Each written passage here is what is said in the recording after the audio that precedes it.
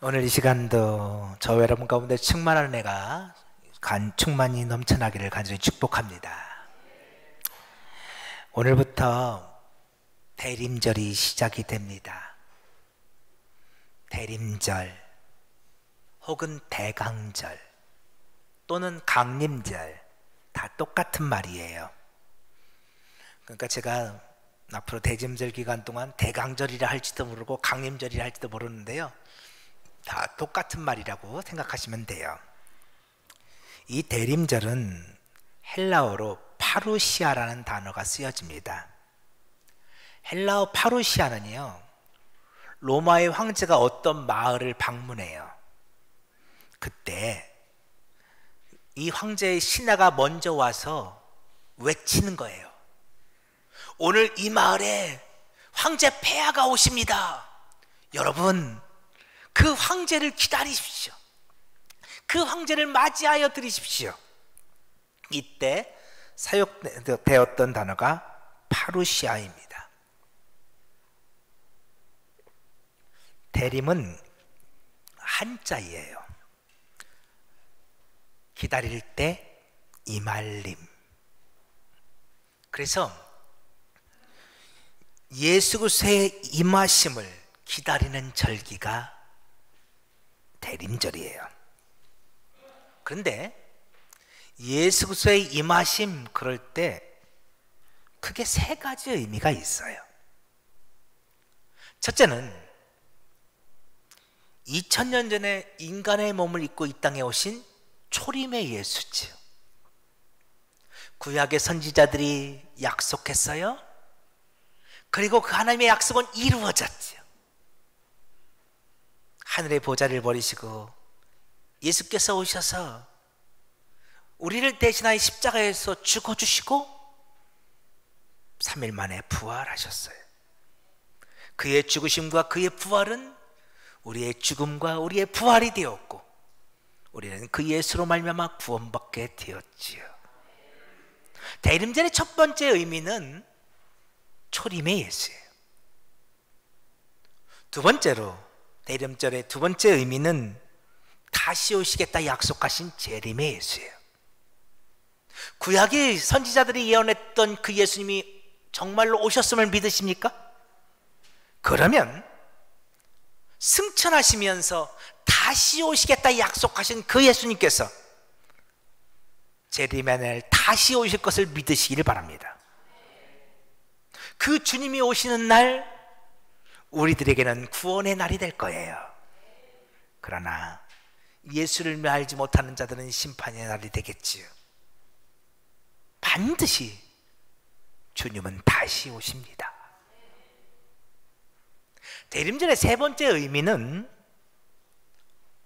그 예수님께서 현재를 살아가는 우리들의 삶 속에 찾아오신다는 것을 의미하고 있습니다. 그러니 우리는 우리들의 삶 속에 예수께서 찾아오실 것을 기대하며 기다리는 것이지요. 어떻게 생각해 보면 우리 삶은 기다림의 연속입니다. 제가 지난주에 아주 오래간만에 시외버스를 탈 일이 있었어요. 와, 근데 요즘은 버스가 없어요. 그래서 1시간이 넘게 버스를 기다렸어요. 그래도 뭐 그 정도는 기다릴만 하죠. 시간이 되면 버스가 오니까요. 어때요? 요즘 우리 아이들 중에 우리 수능 시험 본 아이들 있잖아요. 수능 시험을 보고 이제 합격자 발표를 기다리는 친구들이 있어요. 이 시간 축복하기는 하나님께서 그들의 앞길을 열어주시길 축복합니다. 그렇죠? 아, 과연 우리 아이가 붙었을까? 떨어지면 안 되는데 초조한 마음으로 그렇게 기다리고 납니다. 근데요, 그 아이가 조금 자라나면요, 이제는 어떻게 돼요? 우리 아이가 직장에 들어가야 되는데 또 그래서 직장 취업할 날을 기다리고요, 또 그 아이가 또 조금 더 자라나면 배우자를 만나서 결혼해야 되는데 우리 아들은 우리 딸은 언제 배우자를 데리고 와서 우리한테 소개시켜 줄까? 그래서 기다리게 되고요. 또 결혼하면 어때요? 아, 우리 아이가 빨리 아이를 낳아야 되는데, 나도 손주 한번 안아보고 싶은데, 언제 우리 아이가 내게 손주를 안겨줄까 기다리게 됐죠. 그래도 그런 기다림은 기다릴만 합니다. 기다리다 보면 때가 되면 되어지니까요. 근데 어떤 기다림들은 너무너무 가슴 아픈, 가슴 절절한 기다림이 있어요. 한 남자가 있었어요. 그 남자는 자신의 아내를 병원에 입원시켜 놓고 날마다 울어요. 아니, 무슨 남자가 그렇게 눈물이 많은지. 통화를 해도 울고 얼굴을 봐도 울어요. 세상에. 그런데 그 아내가 정말 건강이 좋지 않아요. 정말 많이 힘겨워했어요. 그 남자는 그 아내 곁에서 병상을 지키며 아내가 낫기를 기다리죠. 그런데 의사들은 점점점 더 좋지 않은 이야기를 해요. 목사님, 제 아내가 오늘 중환자실로 가야 된대요. 그러면서 또 울어요.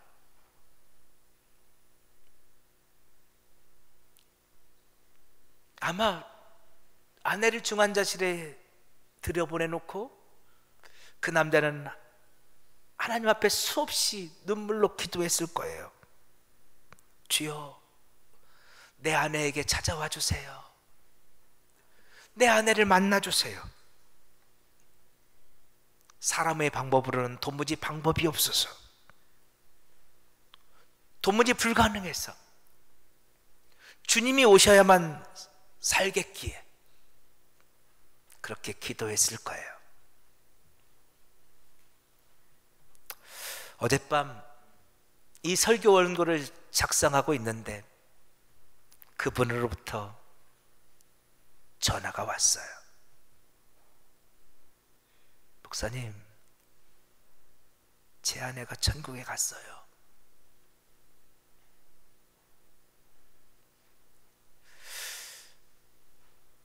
간절하게 회복을 기다렸어요.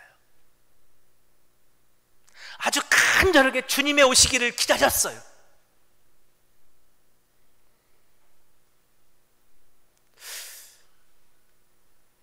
자꾸 또 찾았지요. 여러분, 오늘 우리들이 인생을 살다 보면 그럴 때가 있어요. 도무지 방법이 없어서, 예수밖에는 방법이 없어서 그 예수님이 찾아와 주시기를 간절히 기도할 때가 있죠. 여러분, 그런데요, 그들 가운데 예수님이 찾아와 주셔요. 이게 은혜예요. 어떤 분들은 제게 질문해요. 목사님, 그렇게 간절히 찾아와 달라고 기도했는데 왜 유영석 권사님은 하나님이 불러가 주셨나요? 저도 잘 몰라요. 우리는 우리가 생각한 때에, 우리가 생각한 방법으로 예수님께서 찾아와 주기를 기대하죠. 우리는 언제나 답이 정해져 있어요. 주님, 당신이 찾아와 주시면 앞으로 이렇게 될 거예요. 그런데 여러분, 성경을 잘 보세요. 주님이 찾아와 주셨어요. 그런데 내가 원하던 때가 아니었어요. 내가 원했던 방법이 아니었어요. 우리가 주님을 간절히 찾고 찾으면 주님은 반드시 찾아와 주세요. 그러나 여러분, 기억하세요. 내가 원하는 때는 아니에요. 내가 원하는 방법은 아니에요. 저는 여기까지만 말씀드릴 수 있어요. 그래서 때때로는 마치 마리아 마르다 자매처럼, 왜 주님 내 오라버니 나사로가 죽어가는데 왜 그때 안 오셨어요? 왜 이렇게 늦게 오셨어요? 라고 왜 하나님께 원망할 수밖에 없지요. 그러나 여러분, 주님은 오시고야 마셨어요. 그리고 당신이 원하시는 방법대로 당신의 오심을 드러내셨지요. 저는 우리 유영석 권사님, 우리 김낙근 권사님 가운데도 찾아오셨다고 믿어요. 그리고 그분의 방법대로 일을 하셨다고 믿어요. 여러분도 마찬가지예요. 때때로 우리들의 삶 속에서 주님을 간절히 찾을 수밖에 없을 때가 있어요. 너무너무 삶이 힘들어서, 도무지 방법이 없어서 주님 내게 와주세요. 우리 가정에 와주세요. 내 남편과 내 아내에게, 우리의 자녀들에게 찾아와 주세요. 기도할 때 초림의 예수, 약속하신 대로 오셨던 그 주님, 그 주님은 반드시 여러분을 찾아와 주실 거예요. 대림절은 그 약속을 믿고 주님을 기다리는 절기예요. 대림절은요, 주 4세기 초대교회로부터 유래되었어요. 주 4세기까지 초대교회 안에서 중요했던 절기는요, 부활절, 성령 강림절, 그리고 주연절이었어요. 이 세 개의 절기가 초대교회에서 제일 중요했던 절기예요. 부활절, 성령 강림절, 주연절. 여러분, 부활절과 성령 강림절은 아실 테고요. 주연절이 뭔지 혹시 아세요? 주연절은요, 성탄절로 12일 후에 지키는 절기인데요, 우리 달력으로 1월 6일 날이 주연절 날이에요. 그래서 주연절 예배는 1월 6일이 다 지난 다음 주일부터가 주연절 첫 주로 지켜져요. 주현, 주인주자에 나타날 현자예요. 그래서 주님이 나타나신 날이에요. 우리를 풀면 그게 주연절이에요. 근데 초대교회 전승에 의하면요, 1월 6일이 무슨 날이냐, 예수님께서 세례요한에게 세례를 받으신 날이라고 그래요. 근데 왜 그날이 주님이 나타나신 날이냐? 누가복음 3장 22절 보면요, 예수님께서 세례 받으신 날 하늘로부터 음성이 들려요. 너는 내 사랑하는 아들이요, 내가 기뻐하는 자라. 하늘로부터 음성이 들려요. 바로 그때 예수님께서 누구신지가 분명하게 드러났어요. 예수님은 하나님의 사랑받는 아들이시죠. 하나님의 기뻐하시는 자예요. 그래서 초대교회는 1월 6일을 주님의 나타나신 날 주연절로 지켰어요. 그러다가 4세기에 이르러서 성탄절이 중요하게 부각되기 시작했어요. 그 전까지는 성탄절을 강조하지 않았는데 4세기에 이르러서야 성탄절을 강조하기 시작했고, 이제 주연절보다 성탄절을 중요하게 여기게 되었죠. 그리고 이 성탄절로부터 앞으로 4주, 그렇죠? 여러분, 우리 부활절로부터 앞으로 40일을 뭐라고 불러요? 부활절로부터 앞으로 40일을 뭐라고 불러? 사순절, 그렇죠? 사순절이 중요하잖아요. 그것처럼 성탄절부터 앞으로 4주를 뭐라고 불러요? 대림절. 주님이 오심을 기다리는 시간들이에요. 그렇게 초대교회는 주님이 오심을 기다리며 대림절을 지키고 성탄절을 지키기 시작했어요. 대림절이 되면 초대교회는 5개의 초를 밝혔어요. 한번 이 앞을 좀 봐주실래요? 초가 밝혀져 있지요. 이게 대림절초예요. 대림절초는요, 아까 대림절이 총 4주라고 했잖아요. 4주 플러스 마지막 성탄절, 그래서 총 5개의 초로 구성되어 있어요. 여러분 잘 보세요. 오늘 예배당이 무슨 색이에요? 스툴도 그렇고 보라색이죠. 초도 보라색이에요. 대림절의 색깔은 보라색이에요. 보라색은 하나님의 왕권을 상징하는 색이에요. 왕의 색이에요. 그래서 이 대림절의 보라색은요, 왕 대신 예수님께서 오늘 우리들의 삶의 자리로 강림하셨습니다. 그분은 다시 오실 것입니다 라고 고백하는 절기가 대림절이에요. 그래서 대림절의 색깔은 보라색이에요. 왕 대신 주님이 오십니다.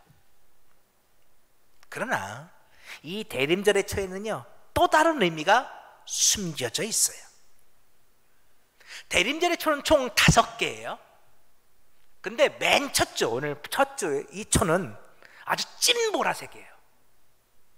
근데 앞으로 한 주 한 주 지나가면서 초의 색깔이 점점 옅어져 갈 겁니다. 그래서 마지막 성탄절에는 무슨 색 초를 켜게 될까요? 그렇죠, 흰색 초를 켜게 됩니다. 이것은 이사야서 1장 18절과 관련이 있어요. 너희의 죄가 주홍 같을지라도 눈과 같이 희어질 것이요, 지능같이 붉을지라도 양털같이 쉬게 되리라. 아멘.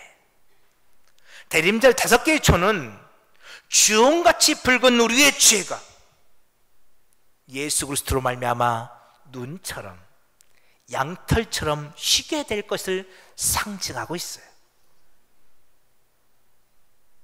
왕 대신 주님께서 당신을 죄에서 구원하시기 위하여 이 땅에 오셨습니다. 그분은 오늘도 십자가의 길을 걸어가는 당신을 위하여 다시 오실 것입니다. 그리고 그분은 오늘도 고통과 아픔의 현장 속에 살아가는 오늘 우리들을 죄와 사망 가운데서 건져내 주시기 위해서 우리들의 삶의 자리로 찾아오실 것입니다.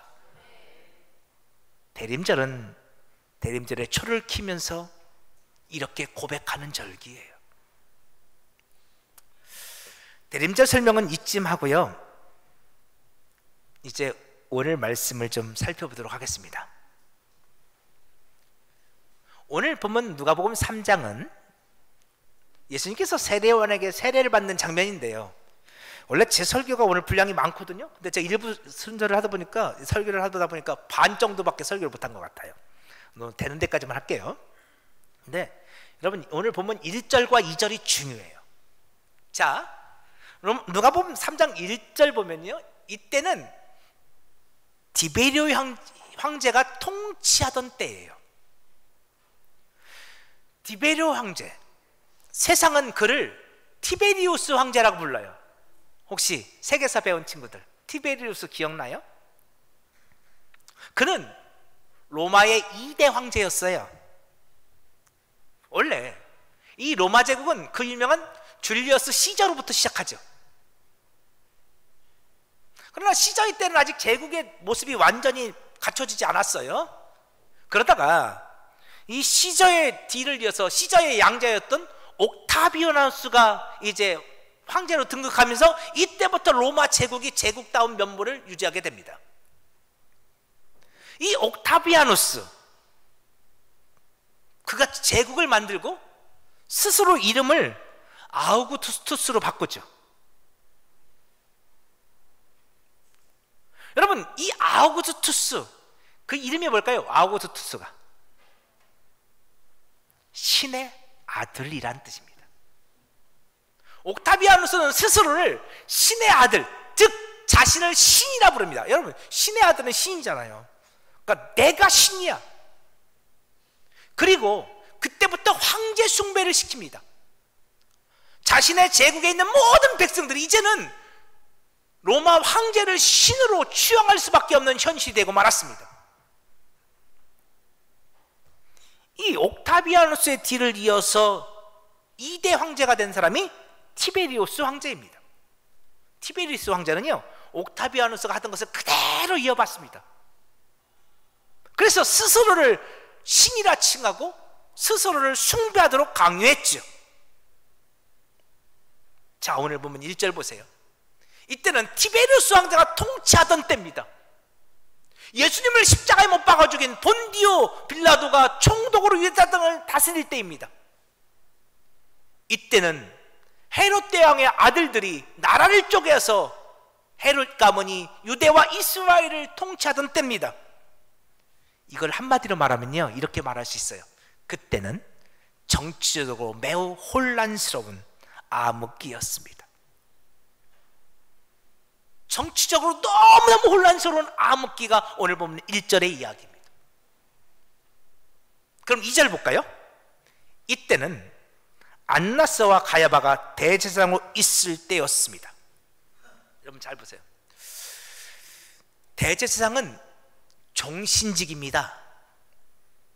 한번 대제사장이 되면 그는 죽을 때까지 대제사장입니다. 여러분 천주교 교황들이 그렇죠. 자기가 물러나지 않는 이상은 죽을 때까지, 한번 교황이 되면 죽을 때까지 교황이잖아요. 그러니까 대제사장은 2명이 있을 수가 없습니다. 근데 지금 2절 보세요. 몇 명이에요? 2명. 그렇죠? 안나스와 가야바. 요한복음 18장을 보면요, 이 둘의 관계는 장인과 사유의 관계예요. 안나스가 장인이고요, 가야바는 사위예요. 2명이 대제사장이에요. 그들이 예수님을 십자가에 못 박으라 심판했던, 재판했던 대제사장들이거든요. 그럼 질문을 해봐야 돼요. 왜 이 당시에는 대제사장이 2명일까요? 이 당시 대제사장을 로마 황제가 임명을 했어요. 여러분 그럴 수는 없어요. 근데 로마 황제가 대제사장을 직접 자신의 입맛에 맞는 사람을 임명했습니다. 그러자 어떤 일이 벌어졌느냐? 대제사장을 꿈꾸는 사람들은 서로 누구에게 충성했을까요? 로마 황제에게 충성을 했습니다. 로마 황제에게 엄청난 뇌물을 가져다 주고 로마 황제에게 충성하게 종교를 이용했습니다. 겉으로는 아니라 말했지만 속으로는 황제 숭배를 어느 정도 용인했고, 로마 황제와 결탁해서 그들은 자신의 지위를 불렸고 자신의 물질적인 탐욕을 채워갔습니다. 그런데요, 이 로마 황제가 대제사장이 지금 마음에 안 들어. 그럼 어떻게 해요? 잘라요. 그리고 다른 삶, 자기 입맛에 맞는 다른 삶을 세워요. 그러니까 대제사장이 2명이나 된 거예요. 그러니까 대제사장들은 서로 앞다퉈서 로마 황제에게 충성했던 거예요. 그러니까 오늘 보면 2절은요 이런 말이에요. 그때는 영적 암흑기였습니다. 하나님의 종인 대제사장들이 로마 황제의 종이 되어 있습니다.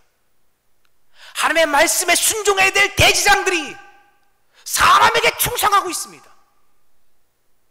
그러면서 그들은 높음을 추구하고 있고 부유함을 추구하고 있습니다. 자, 그러니까 오늘 본문의 1절과 2절은 어떤 말이냐? 그때는 정치적인 암흑기였고 그때는 영적 암흑기였습니다. 나라가 혼란하면 교회 공동체가 정신을 차리고 있어야 합니다. 교회 공동체가 바로 서 있어야 합니다. 영적 지도자들이 깨어 있어야 합니다. 그런데 나라도 혼란스러운데 교회 공동체도 무너져 있습니다. 영적 지도자들도 무너져 있습니다. 여러분 여러분, 이것이 정말 위기입니다. 많은 분들이 오늘날 이 대한민국을 걱정합니다. 윤석열 정부를 걱정합니다. 네, 우리는 걱정하며 기도해야 합니다. 그러나 우리가 정말 더 걱정해야 할 것은 우리 교회 공동체입니다. 교회가 교회다워야 합니다. 목사는 목사다워야 되고 성도는 성도다워야 합니다. 교회가 교회의 맛을 잃어버리면 세상에 버려져 밟힐 뿐입니다. 그런데 예수님이 오셨을 바로 그때는 교회마저 어둠 가운데 가득했던 때였습니다. 바로 그때, 다시 2절 보여주세요. 하나님의 말씀이 세례 요한에게 임합니다. 근데 그 요한이 어디에 있습니까? 빈들에 있습니다. 이 빈들은 헬라어로 에레모스입니다. 에레모스는요, 고독한, 혼자뿐인, 외로운, 쓸쓸한이라는 뜻을 가지고 있습니다. 이 빈들은 고독한 곳입니다. 외로운 곳입니다. 쓸쓸한 곳입니다. 이 빈들과 똑같은 단어, 히브리어로 미드바르가 있습니다. 미드바르는 우리가 잘 아는 광야지요. 여러분, 근데 이 미드바르는 제가 몇 번 말씀드렸는데 따바르에서 나왔습니다. 따바르는 하나님의 말씀을 걷는 말씀입니다. 여러분, 빈들 에레모스는 고독하고 외롭고 쓸쓸한 곳입니다. 그런데 그곳은 하나님을 만날 수 있는 곳입니다. 말씀이 들려지는 곳입니다. 잘 보십시오. 오늘 보면 1절과 2절은 로마 황제가 살고 있는 왕궁을 이야기합니다. 본디오 빌라도가 머물고 있는 유대 총독의 관절을 말합니다. 분봉 왕들이 있는 왕궁을 말합니다. 안나스와 가야바가 있는 대제장의 큰 저택을 말합니다. 그런데 우리 주님은 그 왕궁으로, 그 총독의 관저로, 대제장의 저택으로 찾아오시지 않았습니다. 하나님의 말씀이 임하기 시작하는데 어디로 임하셨다고요?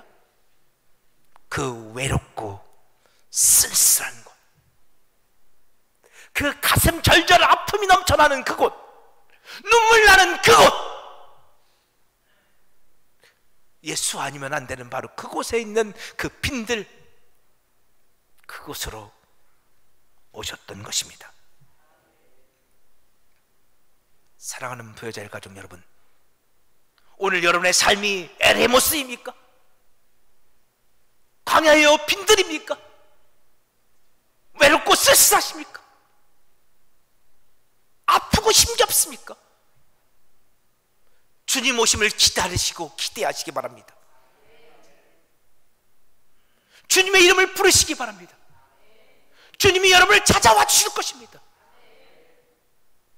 오늘 여러분의 삶이 어둠으로 가득합니까? 저는 가끔 그런 얘기를 듣습니다. 목사님, 저 어떻게 살아야 되죠? 저도 잘 모르겠습니다. 제가 어떻게 알겠어요? 저도 저의 인생을 모르겠는데요. 저도 모르는데 제가 어떻게 여러분의 인생을 알겠어요? 저는 아무것도 모릅니다. 그러나 분명히 아는 것이 있습니다. 주님은 빛이십니다. 그것도 어둠을 밝히는 참빛이십니다. 우리가 어둠 가운데 있을 때 그 빛이 우리 가운데 오십니다. 그 빛이 우리의 삶 속에 찾아오셔서 우리의 어두운 삶을 밝혀주실 것입니다. 그래서 사도행전 7장을 보면요, 스데반이 설교를 하면서요, 이스라엘 백성들이 출애굽해서 광야로 나갔잖아요. 그 광야를 뭐라고 불러요? 교회라 부릅니다. 여러분, 이스라엘 백성들이 출애굽했던 그 광야가 교회였다는 겁니다. 그 에레모스가, 그 쓸쓸한 곳이, 그 그 고독한 곳이 교회였대요. 그 광야로 우리 하나님께서 당신의 백성들을 찾아와 주셨습니다. 그래서 신명기 8장을 보면 그들이 광야에 있었지만 그들은 굶어 죽지 않았습니다. 그들의 신방과 의복은 헤어지지 않았습니다. 아니요, 그들은 풍족하게 먹을 수 있었습니다. 아침마다 날마다 그들에게 만나가 내려왔지요.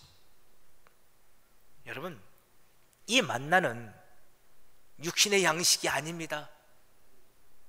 이 만나는 생명의 양식, 하늘 양식인 예수 그리스도를 상징하고 있습니다. 광야는요, 오늘 우리로 하여금 하나님의 말씀으로 사는 법, 예수로 사는 법을 가르쳐 줍니다. 그래서 광야는 교회입니다. 우리가 어둠 가운데 있을 때, 우리가 에레모스, 너무너무 쓸쓸하고 외롭고 고독한 삶, 너무너무 힘겨운 삶을 살아갈 때 주님은 그 광야 한복판으로 오늘 우리를 찾아와 주시고 우리에게 그때서야 비로소 생명 양식인 당신의 말씀을, 예수의 살과 피를 먹여주시고 우리로 하여금 예수로 사는 법을 가르쳐 주시는 것입니다. 그래서 때때로 하나님은 저와 여러분을 광야로 보내실 때가 있습니다. 광야로 끌려갈 때 우리는 하나님 앞에 그렇게 질문하죠. 하나님, 왜 저를 광야로 보내십니까? 하나님이 나를 싫어하셔서 나를 광야로 보내나 보다. 하나님이 나를 버리셔서 나를 광야로 보내나 보다. 여러분, 그렇지 않습니다. 그 광야는 여러분을 성장시키는 하나님의 교회입니다. 하나님은 그 광야교회를 통해서 여러분을 만나주실 것이고 여러분을 통해 여러분에게 하늘 양식, 생명의 양식 되신 예수를 보여주실 것입니다.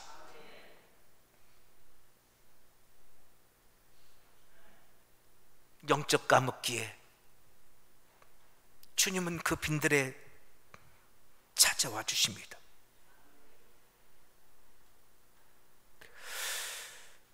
그러자 세례요한이 주님을 만났습니다. 그때 하나님께서 세례요한에게 하나님의 말씀을 주시죠. 자, 우리 조금만 더 볼까요? 누가복음 3장 4절입니다. 세례요한에게 주었던 이 말씀은 이사야 40장에 있는 말씀이었습니다. 선지자 이사야의 책에 쓴 바 광야에서 외친 자의 소리가 있어 이르되 너희는 주의 길을 준비하라, 그의 오실 길을 곧게 하라. 6절 보겠습니다. 모든 육체가 하나님의 구원하심을 보리라. 아멘. 이 말씀을 이해하시려면 여러분 이사야 40장 그리고 이사야서 전체를 이해해야 되는데 지금 벌써 시간이 많이 갔네요. 이사야서는 나중에, 여러분 그 예수님의 복음서와 신약성경에서 제일 많이 인용된 구약성경이 어딘지 아세요? 이사야입니다. 여러분이 특별히 사복음서를 이해하시려면요 이사야서를 이해하셔야 합니다. 이사야서를 이해하지 않으면 예수님이 하신 말씀들이 무슨 말씀인지가 도무지 이해가 되지 않습니다. 오늘 세례요한에게 하나님의 말씀이 이제 들려지는데 이사야서의 말씀이 임하는 거예요.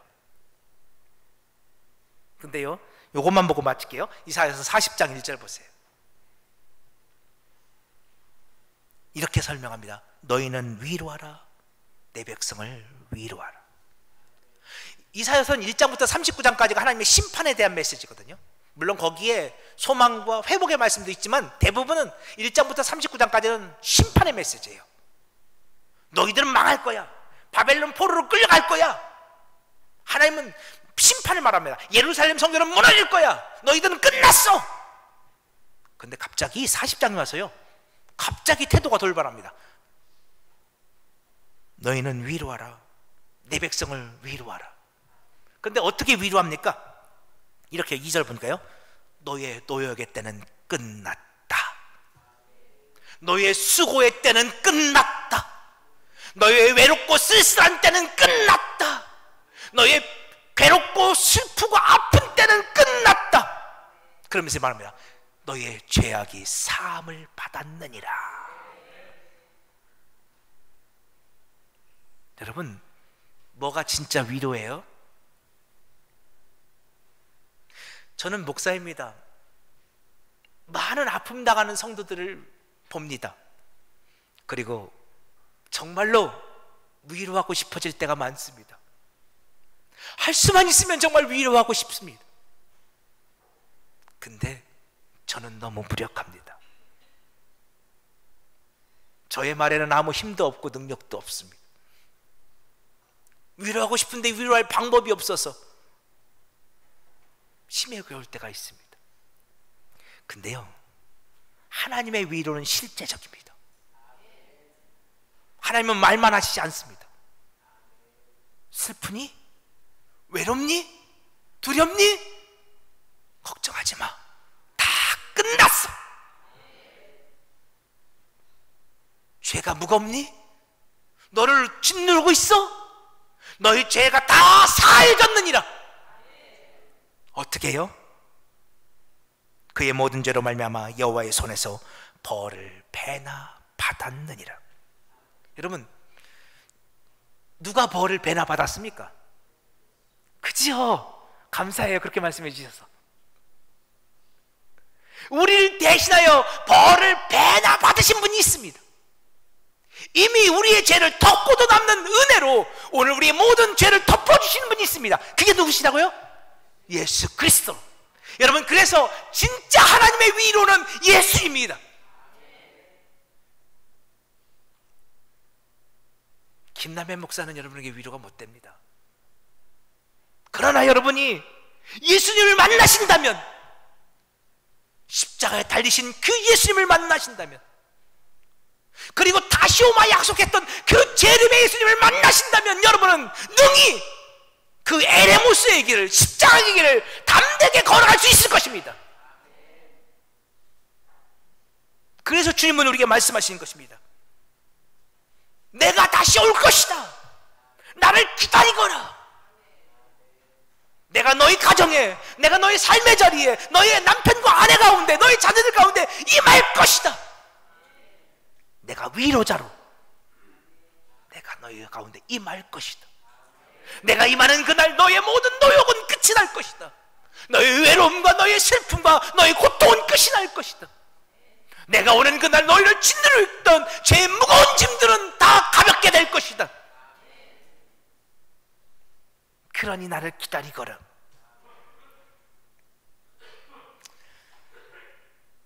사랑하는 성도 여러분, 이게 대림절입니다. 나의 참된 위로자가 되시는 주님을 바라보며 또 나의 연약함을 고백하며, 주님, 내가 에레모스입니다. 내가 빈들입니다. 내가 광야입니다. 내가 어둠입니다. 주님, 나를 불쌍히 여겨주옵소서. 우리 가정에 임하여 주시옵소서. 고백하는 절기가 대림절입니다. 앞으로 3주 동안 여러분과 함께 그렇게 주님을 만난 사람들, 어둠 가운데 있었지만, 에레모스 빈들 가운데 있었지만, 오히려 그 광야로만 말미암아 주님을 만났던 사람들에 대한 이야기를 앞으로 살펴보고자 합니다. 그리고 우리에게도 그런 기다림이 있기를 축복합니다. 주님, 내게 와 주시옵소서. 그 주님의 오심은 우리가 생각한 때가 아닐 수도 있습니다.